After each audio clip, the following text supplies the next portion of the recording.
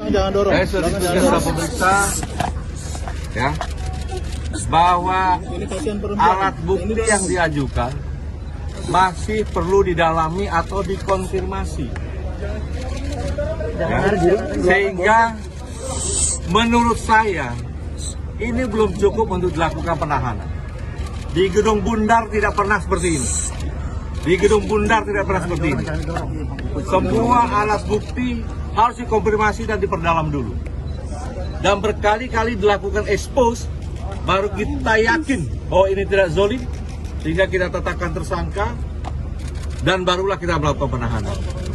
Tetapi ini sudah menjadi keputusan pimpinan, saya siap menghadapinya, ya, dan saya merasa memang ini kriminalisasi.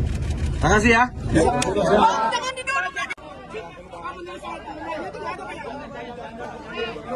Biar jaksa penyidik lihat itu punya siapa dan digunakan untuk apa, kegiatan apa. Nanti minta penyidik untuk jawab, ya.